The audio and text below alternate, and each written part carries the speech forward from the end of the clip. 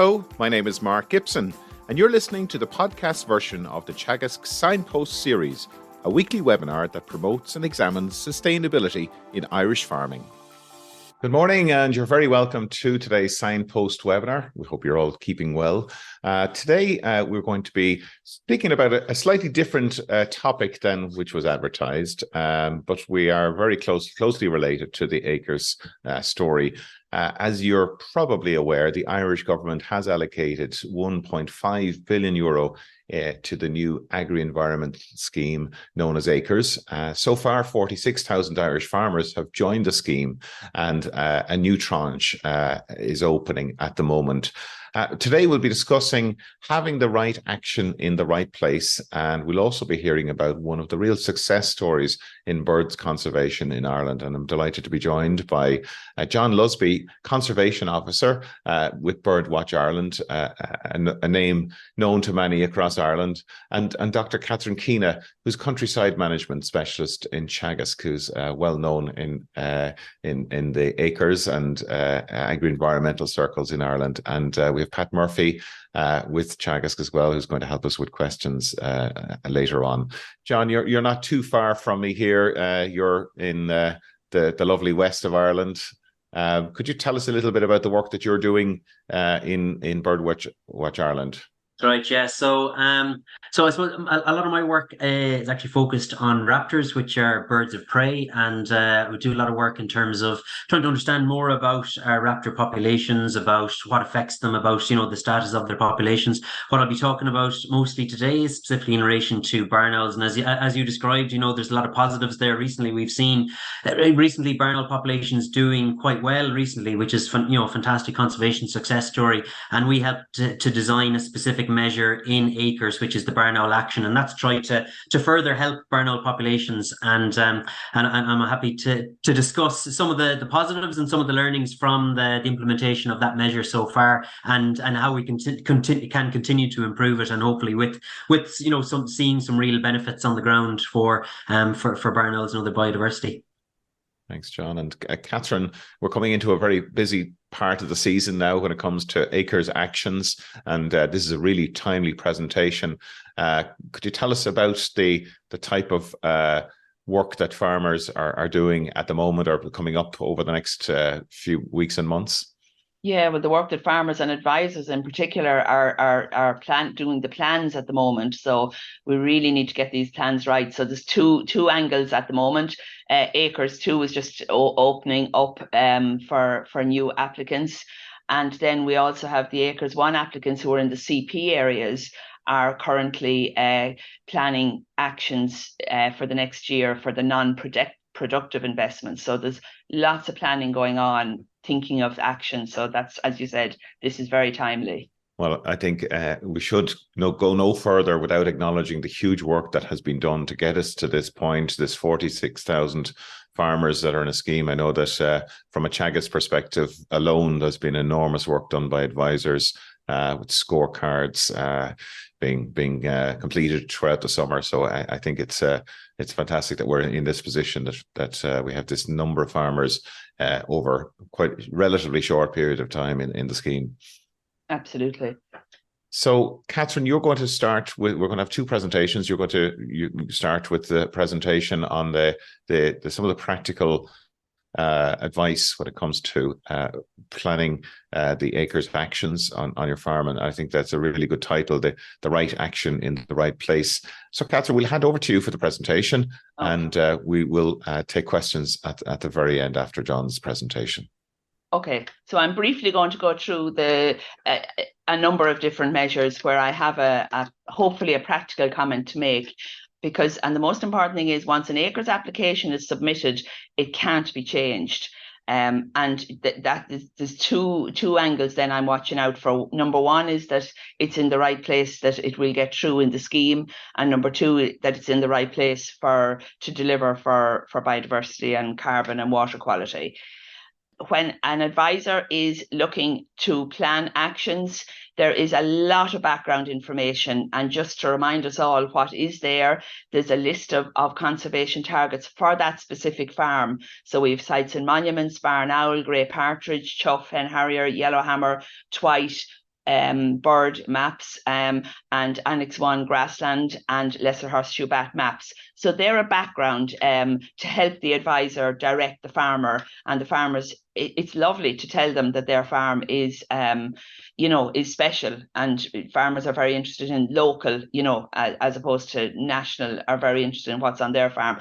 And the other point there is the PIP NNP maps, which I'll come on to here, because particularly we have a water quality issue. Agriculture has a significant role to play, and acres has a significant role to play with the right measure in the right place for multiple benefits.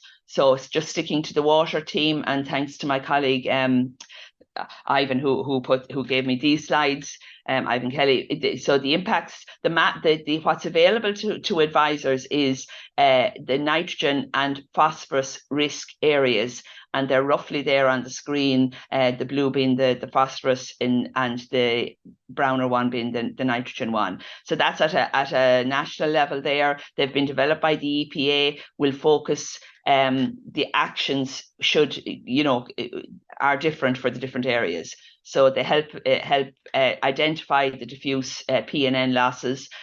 So from the fact that I showed you the national map, and then this is what the advisor will see on the screen when they go into a farm. The areas on that farm that are at highest risk for diffuse P losses in this case here, and the P losses often coincide with poorly drained land, and the actions then they can be, and the impacts to water then to create barriers between the land and the water are the main actions for the P. We'll come on to more of them there.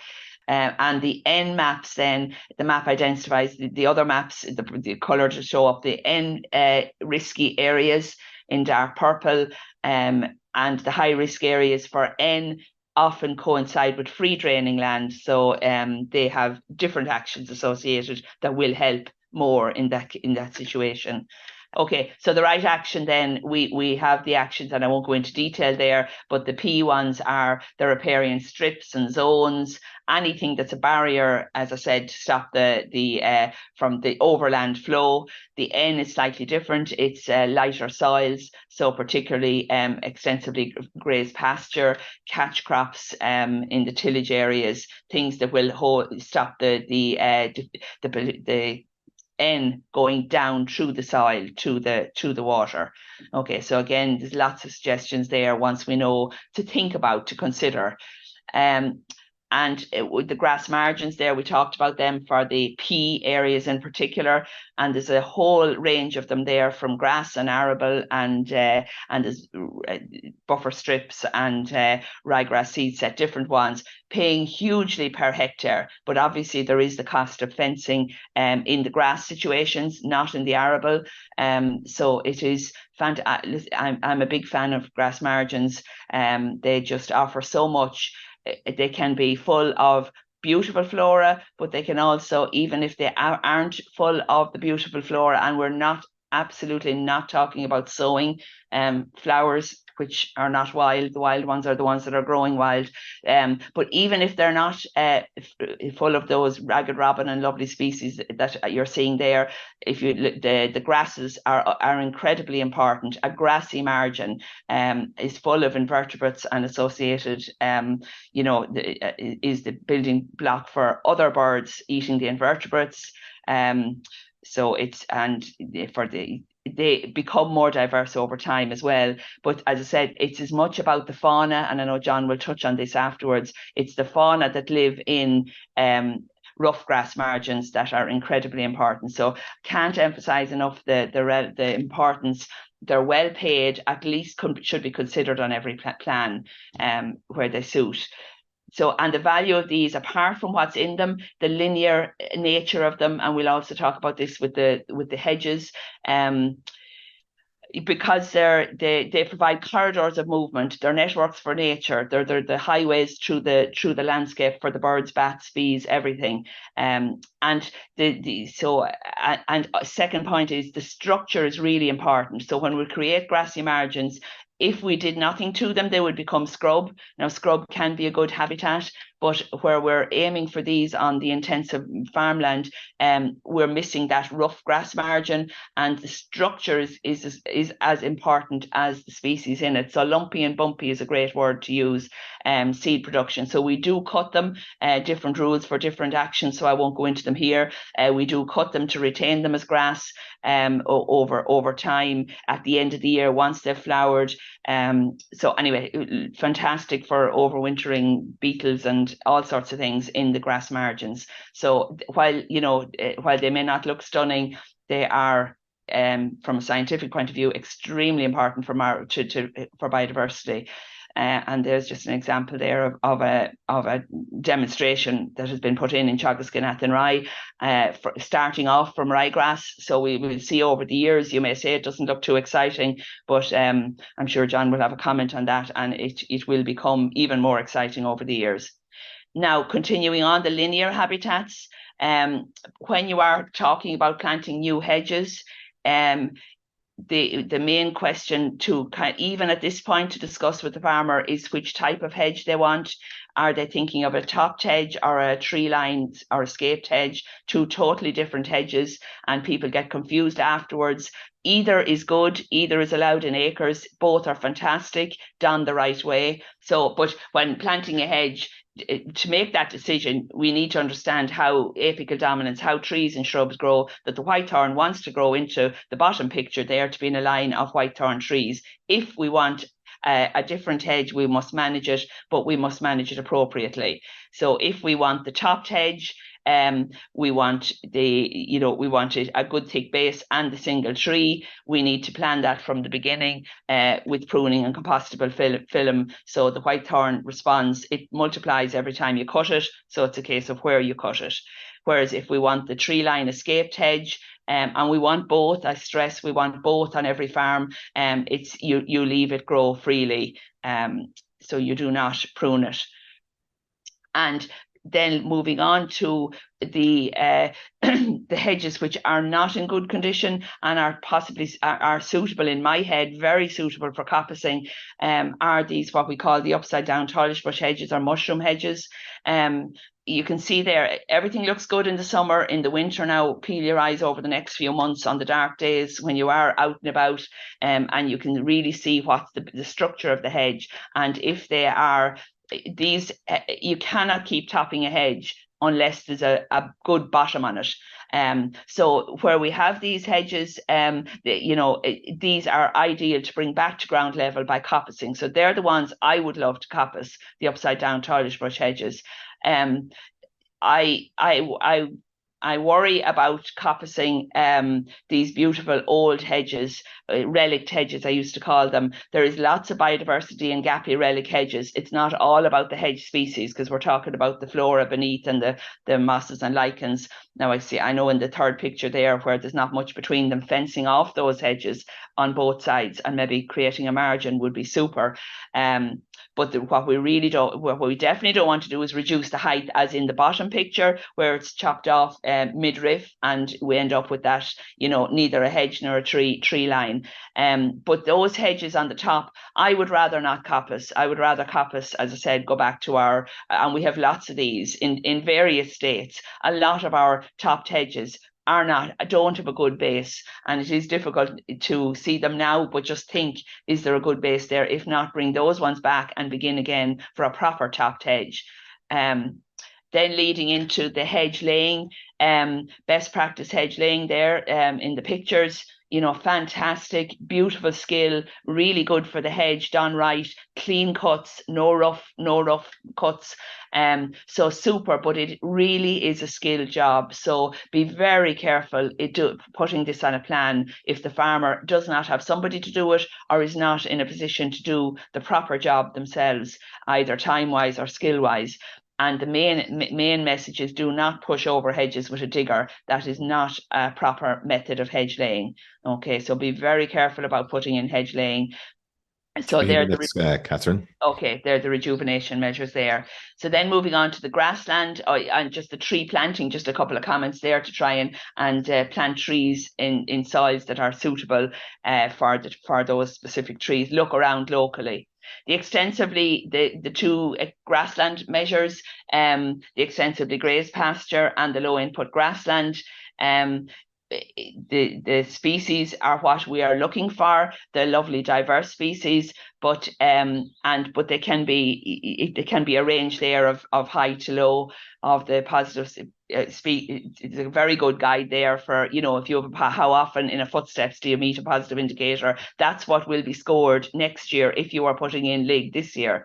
But again, it's not all about the species. You can still get a score with vegetation structure and field boundary. You know, even as long as it's and the LIG peat then is totally on very much, not totally, but 50% on hydrology. So if you have LIG on peat soils. But the only message really today for the LIG or the intensively grazed pasture is not to put in ryegrass fields, not more than 30%, and that's quite a ryegrass field. I know. Okay, the wild bird cover is a fantastic measure. Just be careful not to put it near houses in case there's private houses, especially if it's not your own, because of there can be wildlife. There is wildlife in it. That's the purpose of it. And secondly, not to put it on land that is not capable of growing a crop. I'm not going through many of the tillage measures, but just the catch crops there, a fantastic one in the nitrogen vulnerable areas we talked about. And there is some changes to that. There's new species added.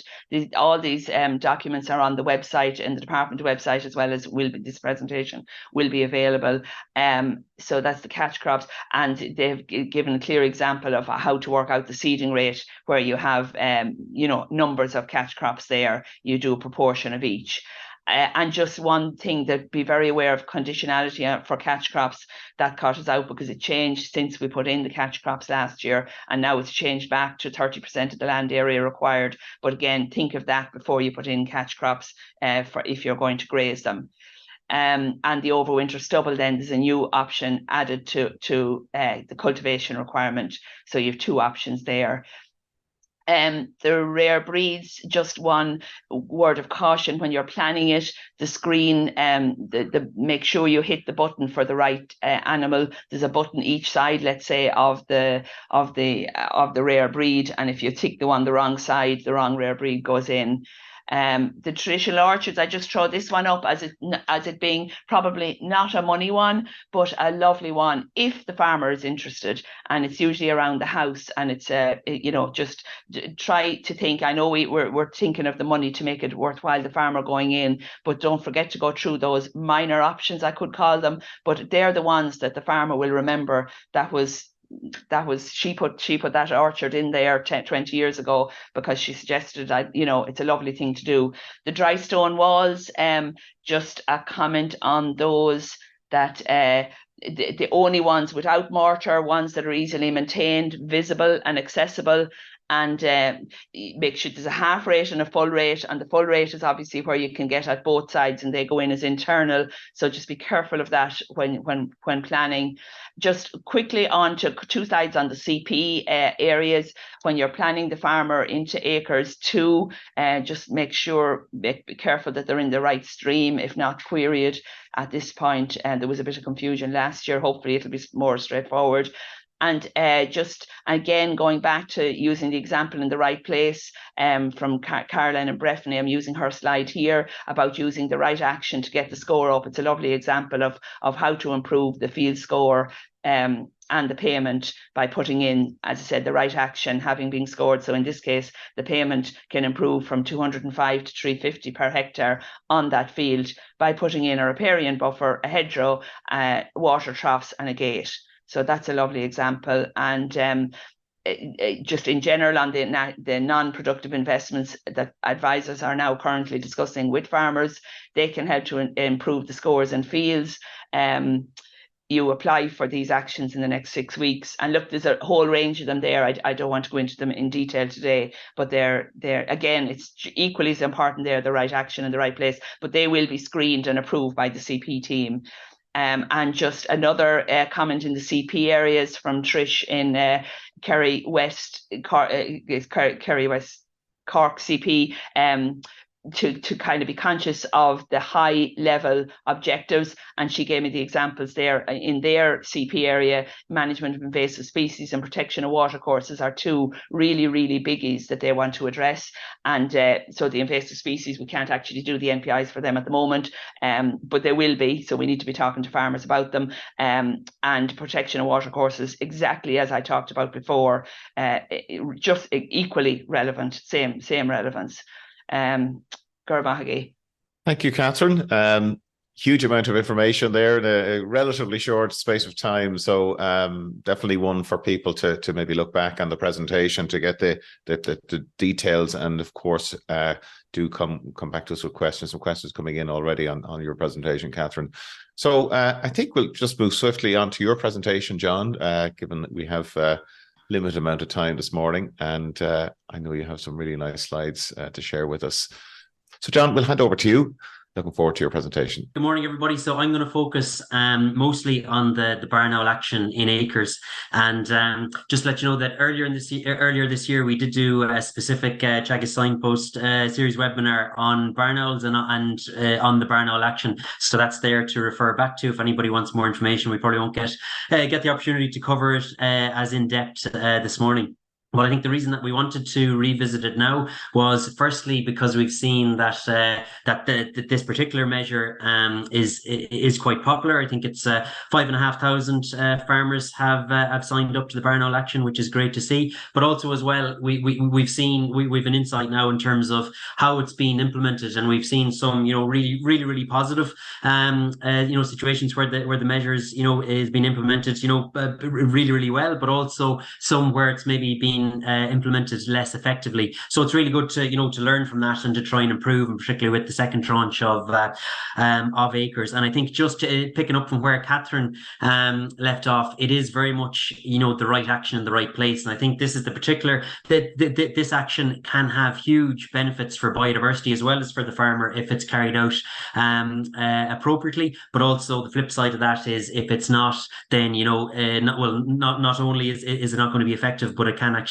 have the opposite effect, have a negative effect. So really important to get it right and to get it right from the start in terms of understanding which farms are suitable, which farms aren't suitable, and then how to actually implement the measure. And it is relatively straightforward. It's not rocket science, but also appreciate that that there's a lot going on. There's a lot of measures to choose from, and and information behind those as in terms of how to carry them out appropriately. So hopefully this will help somewhat, particularly advisors and farmers considering the action, whether to implement it or not. So just to give a very brief background, firstly, as to why there is a barn owl action and why it's important, because obviously there's a lot of farmland birds that are in trouble and that have declined, but there's not specific actions for all of those species. And the reason that there is for barn owls is firstly because it is a species that quite simple actions can have real benefits, and I'll be discussing those, such as providing a nest box, such as changing your approach to rodent control. They can have really positive impacts, and we've seen some of those impacts for barn owl populations. Also that there are species that have declined quite significantly over the last kind of 50 years or so. And just to give you a quick idea of this, you can see these are maps of the barn owl breeding range in Ireland from the late 60s, early 70s onwards. 20 years later, you can see quite a significant decline in barn owl populations. A little bit better more recently during the last survey, which is the Breeding Atlas survey. But they remain what we call a red listed bird of conservation concern, which means so we categorise all the breeding bird species and many of the wintering species in Ireland on a traffic light system: red, amber, or green. Obviously, those red being those that are most threatened, that we're most concerned about, and barn owl sits on the red list, being one of those species because they have declined and because their population is threatened. More recently, though, it's been really, really positive. We have seen the start of a population recovery for barn owls. We've seen increases in certain areas, and that is something that that gives hope and means we can help the population, and really puts the onus on us, and is really timely to implement the measures that are going to have benefits to ensure the population continues to continues to increase and to take advantage of the recent recent population recovery. Just to give a very brief example, we've been carrying out surveys on a county by county basis. This just gives an idea of the findings from a survey in County Kilkenny, and you can see the map on the left shows the barn owl breeding range 10 years ago and the change over that 10-year period on the right. So so there's a lot of positives there to draw on, and as I say, work with in terms of ensuring to improve things. One of the bases is then behind the barn owl action is this as you can see here is a typical structure that barn owls would nest in, a typical barn owl nest site, and an ideal barn owl nest site. And there's many of these around the country, and also down to farmhouses like this, as well as mature trees with hollow cavities. But what we're seeing is, as the population is recovering, there are parts of the country where there isn't a great availability of these types of nest sites. And also as well, if you think farm buildings like this, stone sheds and the likes, which would have been more commonplace in the past, obviously there's not a lot of these being built anymore. It's more the more modern farm buildings, the galvanized barns and sheds and the likes. And with these, there's less opportunities for wildlife, for specifically for barn owl. But that's something that we can we can change quite easily by providing nest boxes. And that's one of the cores of the measures of the barn owl action, is providing artificial nest boxes, which are safe and secure nest sites for barn owls. And we've seen the benefits of these. They're becoming one of the most common nest sites now that barn owls use throughout the country. And this year, I think we'll have close to 200 barn owl pairs nesting in nest boxes, which is great. And that's to be attributed to farmers putting up nest boxes, conservation schemes, ourselves. So and we're seeing that the fruits of that born now, which is fantastic. And also as well with the barn owl action, it's nothing new actually. When you think about it, in generations past, farmers were trying to encourage barn owls to nest on their farms, within the farmyards, and the main reasoning for that was to because of the role that barn owls would play in terms of controlling rodents. Obviously, a large part of their diet is rodents, the likes of brown rat and house mouse, which are obviously pest species. So to have a barn owls nesting in the farmyard or close by can have huge benefits in terms of rodent control. So it's and you see a lot of the older farm buildings were specifically designed to accommodate barn owls and to allow access to them to come in to nest in the loft space. So what we're doing now with providing nest boxes is essentially doing the same thing.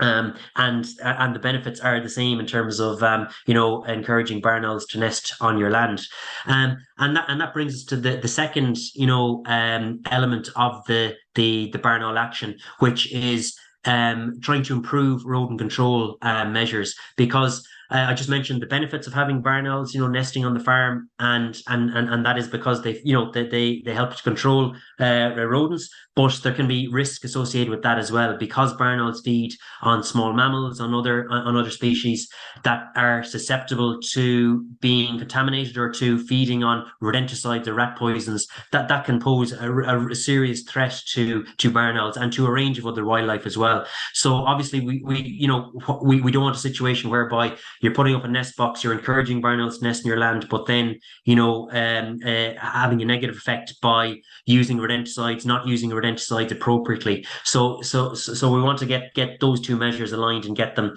right. And there can be really significant benefits from those. And not only for barn owls, we know that rodenticides or rat poisons can affect a wide range of species. So by improving how we go about controlling rodents, how we go about using rodenticides, reducing their use, hopefully removing their use, then that can have real benefits for barn owls and for other wildlife.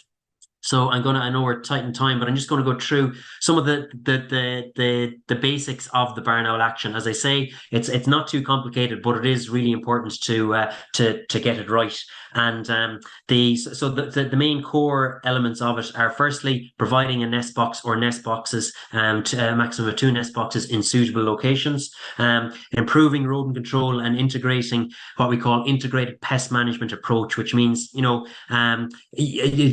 removing the requirement to use rodenticides, looking at alternative ways of making, the farm buildings less suitable for rodents, reducing the need to control them in the first place. But if there is a need to control them, to look at alternative methods for rodent control. And then it's not required, but highly recommended is linking the barn owl action to other measures which would benefit barn owls. Because if you think about it, getting rodent control measures right and providing safe and suitable nest sites, getting those aligned with providing suitable habitat, that's going to have real benefits. And I'll talk, and Catherine, touched on a lot of those measures already in terms of, grass margins, riparian grass margins, hedgerow, hedgerow management, and they can have, those measures can have huge benefits for barn owls and other biodiversity. I think one of the most important things is to be aware that there is a guidance document which includes all of this information. I realize that the farmers might be bombarded with a lot of information, but we've tried to distill it down into fairly concise and simple, and even created some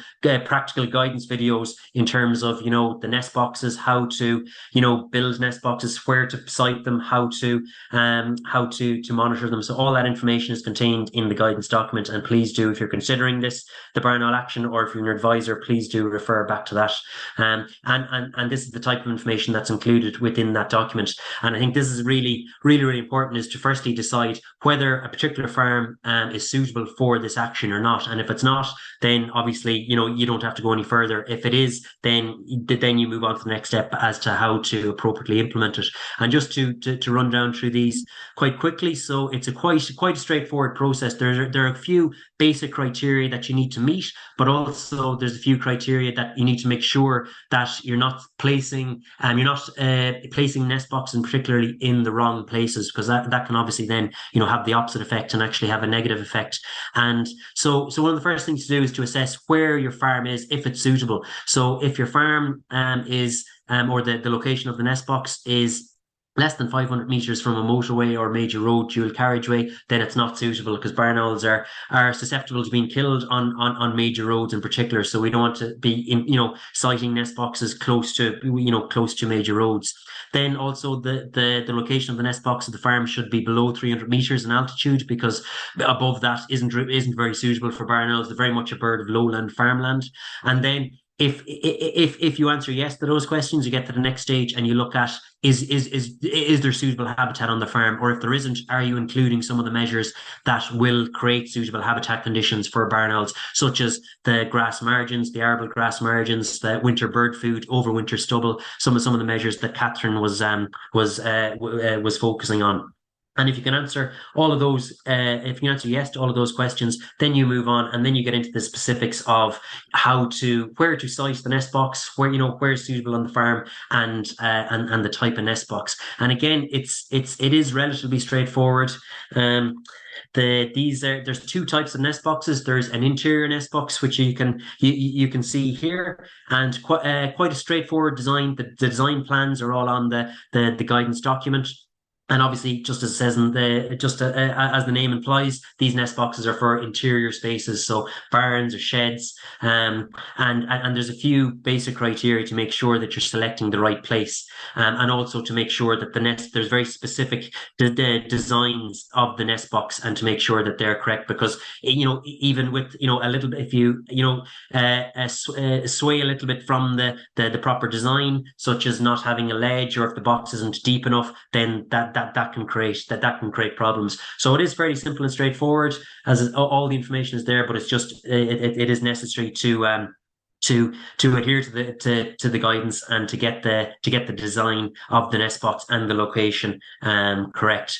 If you don't have a suitable interior space for nest box, these are just examples of, these are really suitable buildings for nest boxes, just to give you an idea. And and what you want is a building that's mostly free from disturbance, that is going to be open permanently, so the birds obviously have access in and out, and also as well that you can site the box, at relatively high, 3 meters or more, and also so that it's safe from access to predators. And then this is the other nest box type, which is for exterior, which is the exterior nest box. So if you don't have a suitable building on your farm, you can still adopt this measure if there's a suitable exterior space, so particularly on a tree that's large enough to hold the weight of the box. And obviously, you can, as you can tell, the nest box design is a little bit different to the interior box. It's a little bit more of a complex design, and also as well the materials are different. Obviously, it's a box for outside, so it requires marine ply, and also appropriate sealant and weatherproofing to make sure it can stand up to the elements.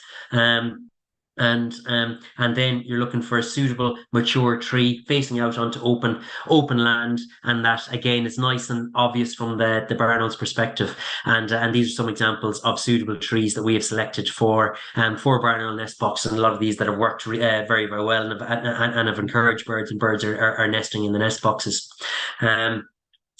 It is possible to install exterior boxes on buildings and on structures sometimes as well, and that is, if there isn't a suitable tree present. And I would say with all of the nest boxes, obviously there's health and safety considerations. They're much larger nest boxes than the smaller nest boxes for the likes of great tit and blue tit and the likes. So it is a 2-person job, and obviously you need to be very careful installing them, both in terms of the installation, and also to ensure that the location is safe as well, that you're installing the nest box. And there's other considerations as well in terms of monitoring the nest box, ensuring that once the nest box is in place, that you're not causing any disturbance around or in proximity of the nest box, because barn owls can be very sensitive to disturbance. And obviously once the nest box is up, the ideal scenario is birds move in, hopefully breed there, and if they do, you want to ensure that they're safe there, and that there is no disturbance to the birds, particularly during the breeding season.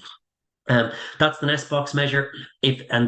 Alongside that, it's essential to review your approach to rodent control on the farm, and to implement integrated pest management. And I would say that there is a lot of information in terms of integrated pest management, how to go about this, how to plan your rodent control program, both in the guidance document and also through the campaign for responsible rodenticide use, which has loads of information in terms of the risks of inappropriate use of rodenticides, and also how to change and how to improve your rodent control strategy. And it is a requirement, true, if you adopt the barn owl action, to maintain records of use of rodenticides, if you do use them, that their use is justified. Because I think one of the issues with exposure to rodenticide to wildlife in Ireland is that there's not enough thought gone into which situations may require use of rodenticides and which don't.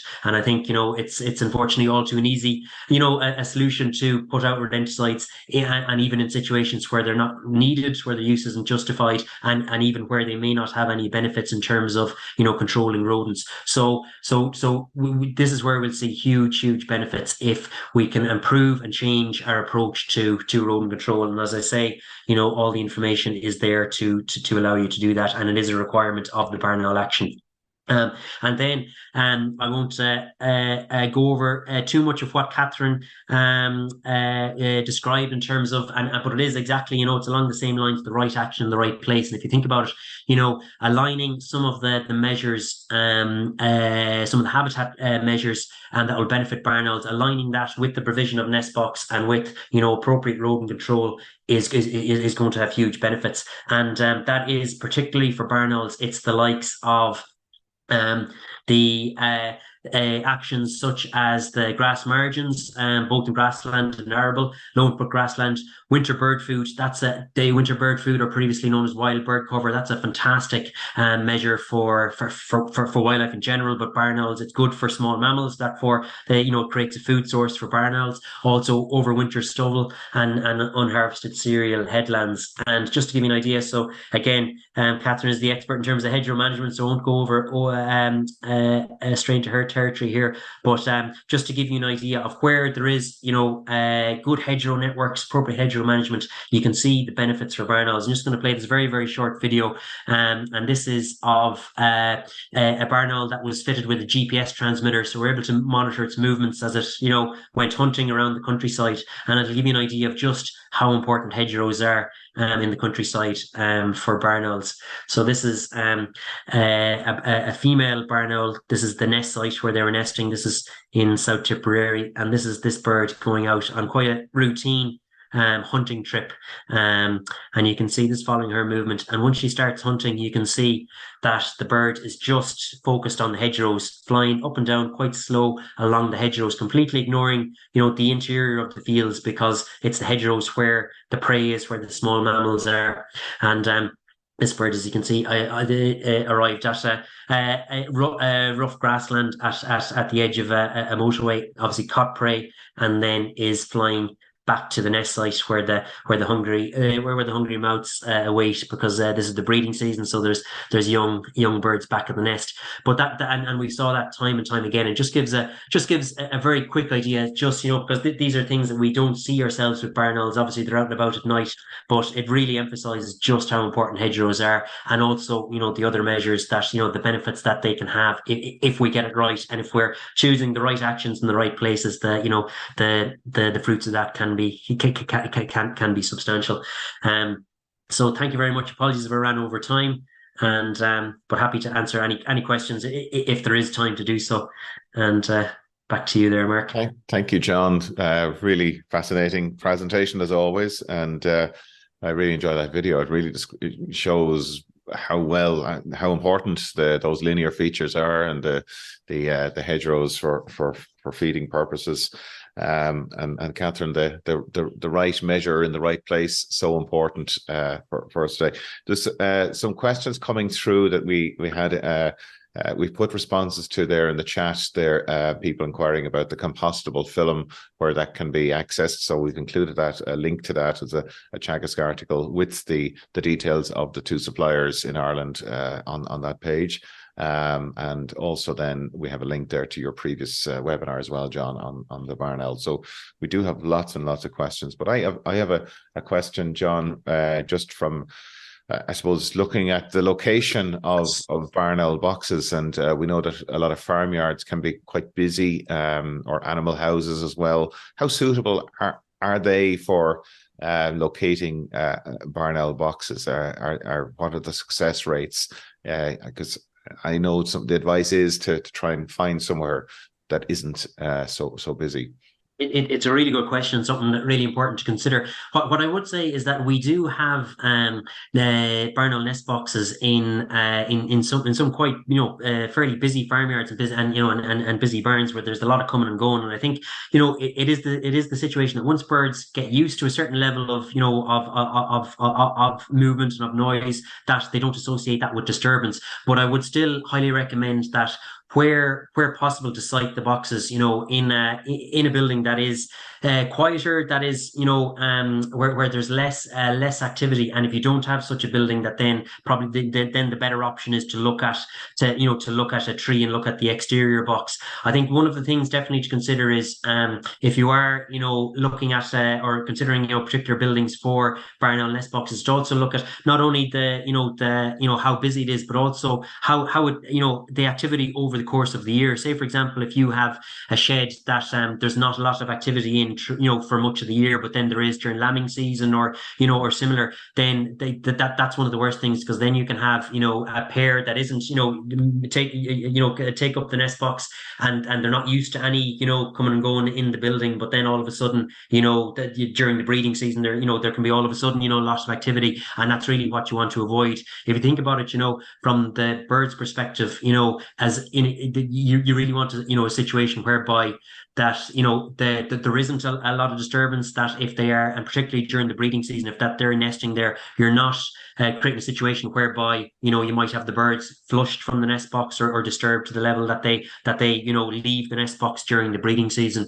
So, and I know, it is, it's not the situation that, there's going to be suitable buildings on all farms. And if that's the case, then, if you have a building and, you're considering it, but you think, there's too much activity, too much disturbance, then definitely it's to look at the exterior box and look at a suitable tree. And if you don't have a suitable tree, then the action just isn't suitable for the farm. And there's no point trying to shove a square peg into a circle hole. And that's really it. It's looking at and assessing really critically, is the farm suitable for this action? And if it's not, it's not. But if it is, then then you're looking at the more specifics in terms of where to site the nest box and so on.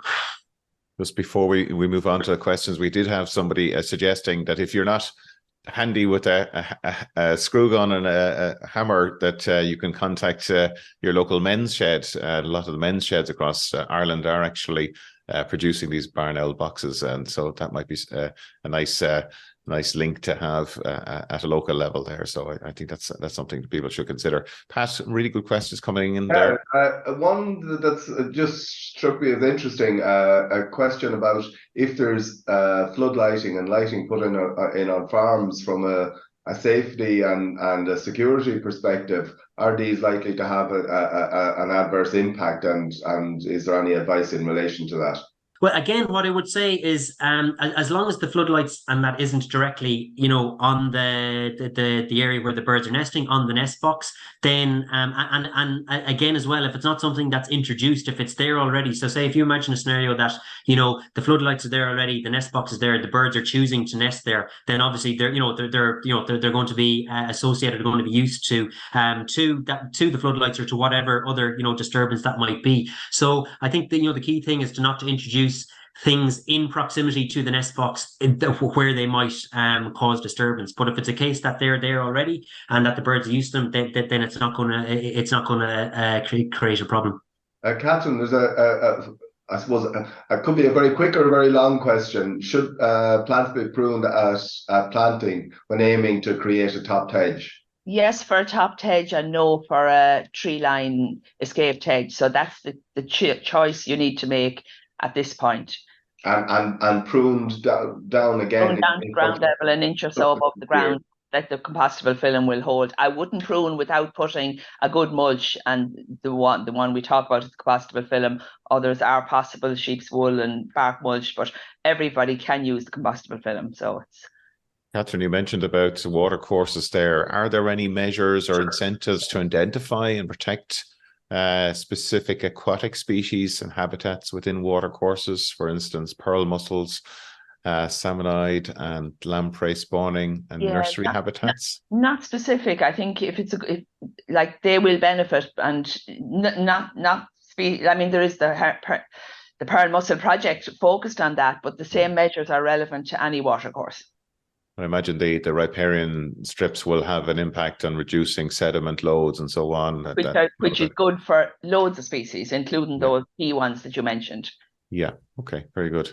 Question there are a lot of buzzards nesting in my area. Is it advisable to put barn owl boxes in an area where buzzards are prevalent, and maybe use that opportunity for a comment on general health of raptors and what's been happening over the last few years? Good question. And I suppose to answer that, the first part first is the answer is no. There's no issues with putting up barn owl nest boxes if you are noticing buzzards in your area.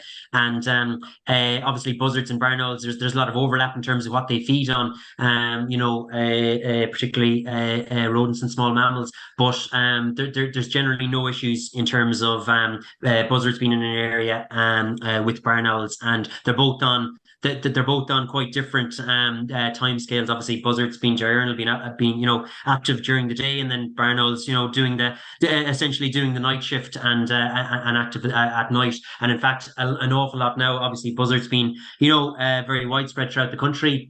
There's overlap through across the range for both barn owls and buzzards, and we haven't had any issues. So definitely that's not a deterrent, or it shouldn't stop you putting up a barn owl nest box. In terms of the general health of raptors, I suppose maybe focusing on buzzards first. Because I think they do get a lot of flack. I would say buzzards. Firstly, it's great to see that it is one of the, and I suppose similar with barn owls now, it is one of the the conservation success stories, seeing the return of buzzards, seeing their spread across the country. And I think as a top predator with our other top predators, that gives us an indication as to a healthy countryside if we're seeing these species returning to the countryside. Again, similar we discussed with the benefits of having barn owls in an area on the farm. It's the same with buzzards. We often refer to buzzard diet as the 3 R's: rats, rabbits and rooks, and they can have huge benefit in terms of I'm sure a lot of people listening,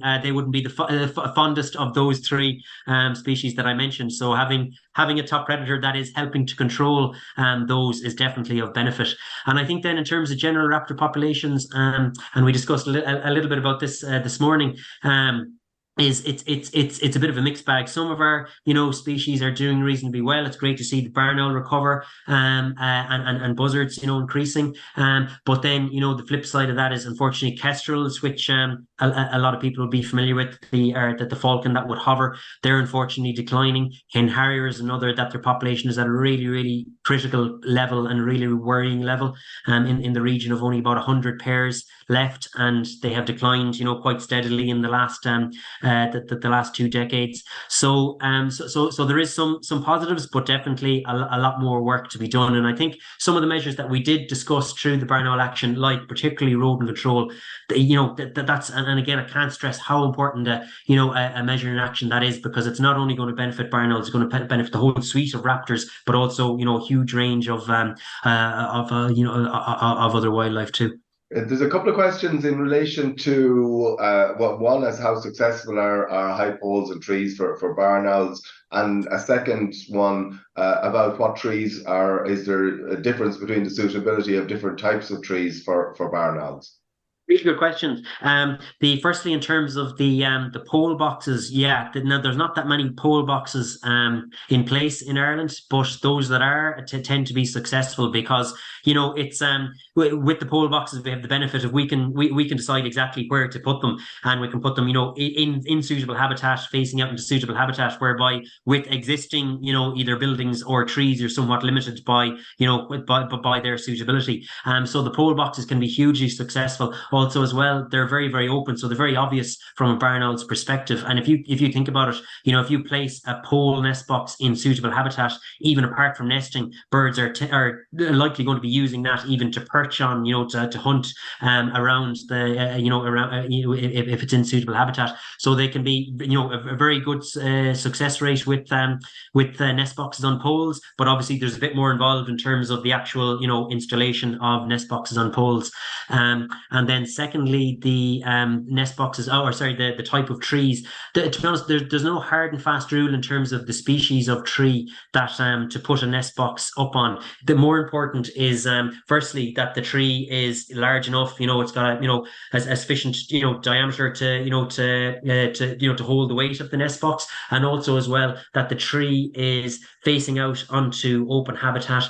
Like for example, barn owls, they're not a bird of woodland, so if you have a tree set in, kind of covered or concealed, or set in a few trees within even a small woodland, it's not going to be, suitable for barn owls. So a tree that is, either, an isolated tree standing on its own, or a large mature tree within a hedgerow facing out onto suitable habitat, and that there's a good, clear, the nest box is obvious, and there's clear flight paths in and out of the nest boxes. They're very concealed by the foliage, and I think that's more important than the type of tree, the species of tree.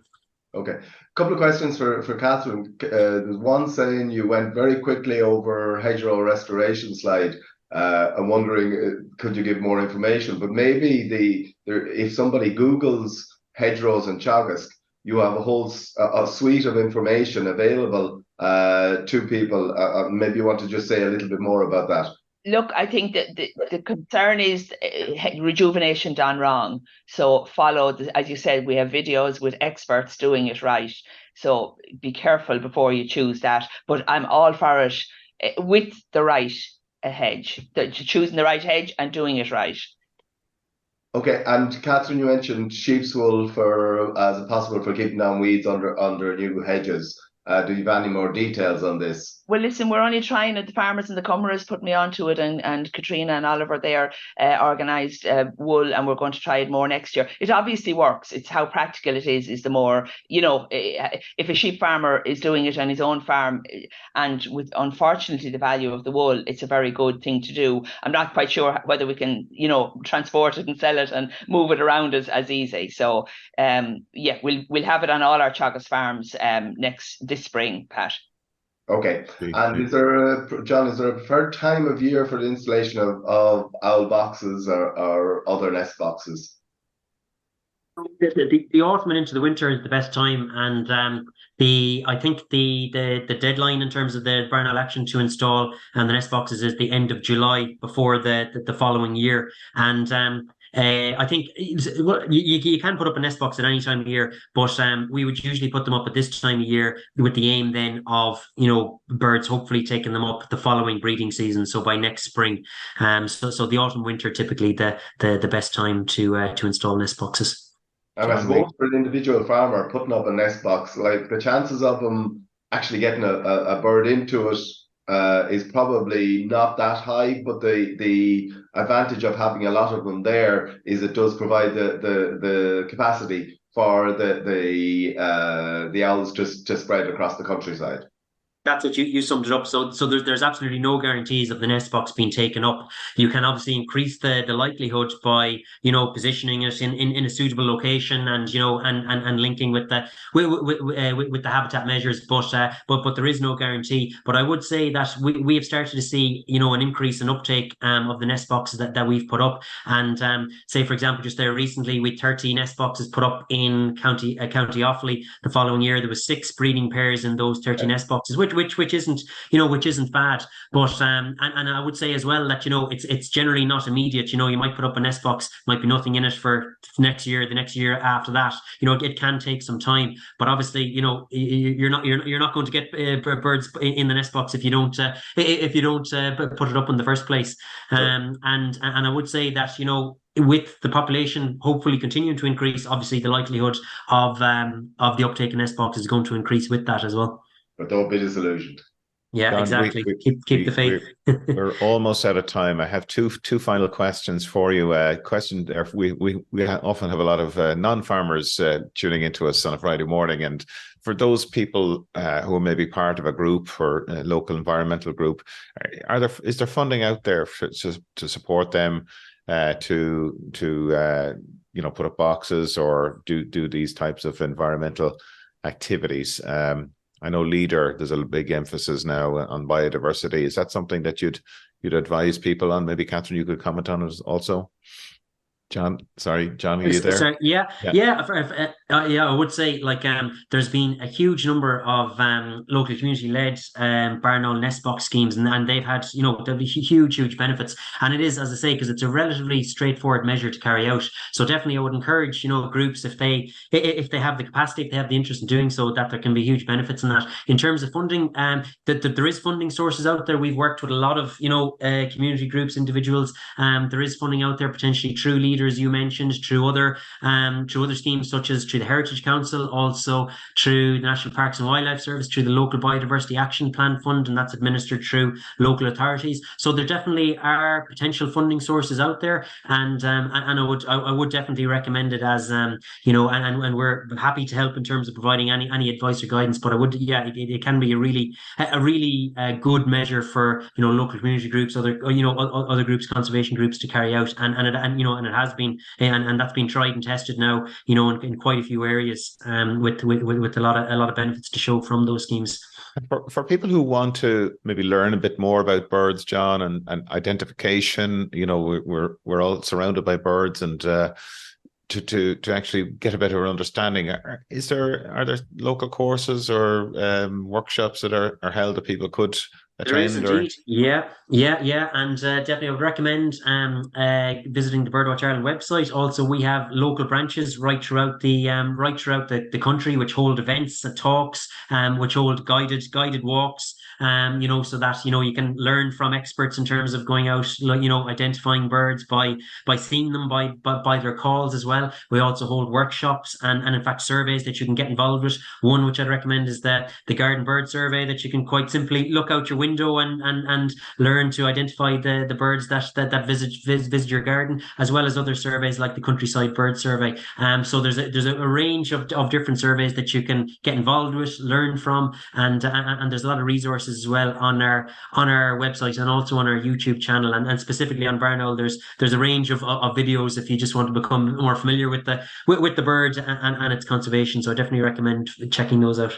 That's great, John. Thank you so much. And look, the message is there's lots of resources available there, particularly on the Barn Owl, but also on that hedgerow side of things, the restoration piece. And I know, Catherine, you've done a number of webinars in that area, so definitely something that people can search on the Teagasc website or YouTube channel. Go ahead, yeah, Catherine. One comment, I'm not sure if we mentioned this, over 11,000 Barn Owl boxes gone in under acres. So that's is super for making a difference there. Thank you. Really significant. Yeah, absolutely. Okay, Catherine and John, thank you so much for coming and joining us this morning. And Pat, thanks for helping with questions. Next week, we're going to be joined by Dr. Melinda Lyons from the Technological University of Dublin. And Melinda will be speaking about ecologically significant habitats on farmland in Ireland. So we really look forward to welcoming Melinda next week. And we will talk to you again next Friday.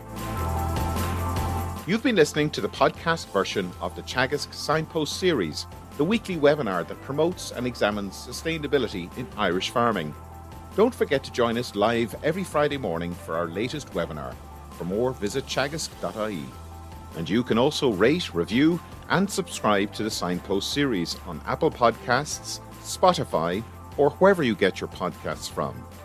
I'm Mark Gibson, and thanks for listening.